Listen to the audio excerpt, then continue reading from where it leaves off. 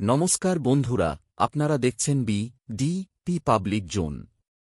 প্রধানমন্ত্রী নরেন্দ্র মোদী দাবি করেছেন, এবারের নির্বাচনে পশ্চিমবঙ্গে বিজেপি তাদের সেরা ফল করবে।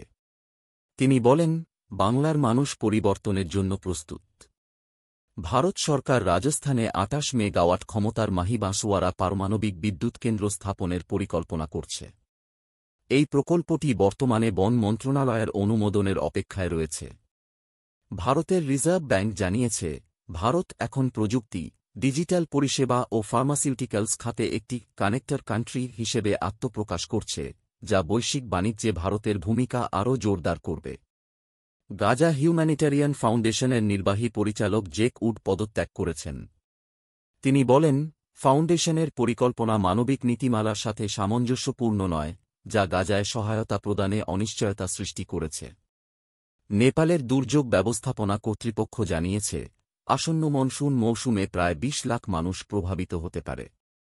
এই দুর্যোগ মোকাবিলায় একটি জাতীয় কর্মপরিকল্পনা প্রণয়ন করা হয়েছে। ১২ মে ২০২৫ থেকে লিবিয়ার রাজধানী ত্রিপোলিতে সরকারপন্থী বাহিনী ও বিরোধী গোষ্ঠীর মধ্যে সংঘর্ষ চলছে। এই সংঘর্ষে অন্তত ৮ জন নিহত ও ৭০ জনের বেশি আহত হয়েছেন। চীন ও যুক্তরাষ্ট্র ৯০ দিনের মধ্যে পারস্পরিক শুল্ক হ্রাসের জন্য একটি চুক্তিতে পৌঁছেছে।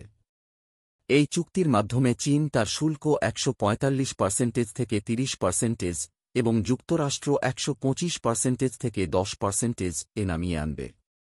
জম্মু ও কাশ্মীরের প্রাক্তন মুখ্যমন্ত্রী গুলাম নবী আজাদ বলেছেন, পাকিস্তানে বিশ্বের অন্য যে কোনো দেশের তুলনায় বেশি সন্ত্রাসবাদী বাস করে। আজ ২৬ মে ত্রিপুরায় কাজী নজরুল ইসলামের জন্মবার্ষিকী উপলক্ষে ব্যাংক বন্ধ রয়েছে। এই ছুটি শুধুমাত্র ত্রিপুরায় প্রযোজ্য, দেশের অন্যান্য স্থানে ব্যাংক খোলা রয়েছে। ইম্ফলে বিক্ষোভকারীরা সরকার বিরোধী স্লোগান দিচ্ছেন এবং নাগরিক অধিকার রক্ষার দাবি জানাচ্ছেন। এই বিক্ষোভের ফলে প্রশাসনিক চাপ বৃদ্ধি পেয়েছে। রাশিয়া ইউক্রেনে ব্যাপক ড্রোন ও মিসাইল হামলা চালিয়েছে, যার ফলে অন্তত ১৮ জন নিহত হয়েছেন। পোল্যান্ড তাদের যুদ্ধবিমান প্রস্তুত রেখেছে। গাজায় ২ মাসেরও বেশি সময় ধরে সাহায্য প্রবেশ না করায় দুর্ভিক্ষের ঝুঁকি বৃদ্ধি পেয়েছে। আসাম পুলিশ গৌহাটি, গোলাঘাট, ধুবুরি, বরপেটা এবং কাচার জেলায় অবৈধ অভিবাসীদের বিরুদ্ধে অভিযান চালিয়ে প্রায় ১৫০ জন সন্দেহভাজনকে আটক করেছে।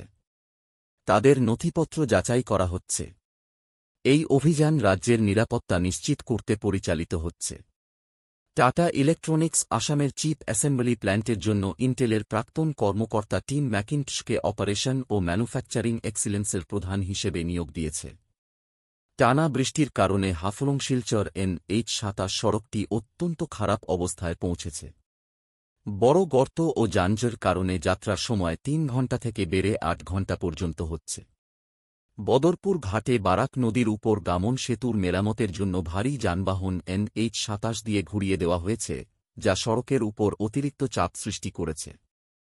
মেঘালয়ের ইস্ট জৈন্তিয়া হিলস জেলার কুলিয়াং এলাকায় টানা বৃষ্টির ফলে NH-৬ ভূমিধস হয়েছে, যা শিলচর থেকে ৬৮ কিলোমিটার দূরে অবস্থিত।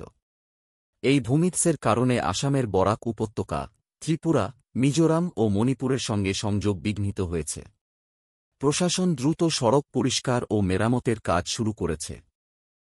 বরাক উপত্যকার কাছাড়, শ্রীভূমি ও হাইলাকান্দি জেলায় অনুষ্ঠিত পঞ্চায়েত নির্বাচনে বিজেপি শক্তিশালী অবস্থানে রয়েছে। বিজেপি প্রার্থীরা বেশিরভাগ ক্ষেত্রে নির্দল প্রার্থীদের মুখোমুখি হয়েছেন। বিজেপি নেতা কৌশিক রায় এই সাফল্যের জন্য মুখ্যমন্ত্রী হিমন্ত বিশ্ব শর্মার নেতৃত্বকে কৃতিত্ব দিয়েছেন। ভারতীয় আবহাওয়া অধিদপ্তর বরাক উপত্যকার জন্য বজ্রবিদ্যুৎ সহ বৃষ্টির পূর্বাভাস দিয়েছে।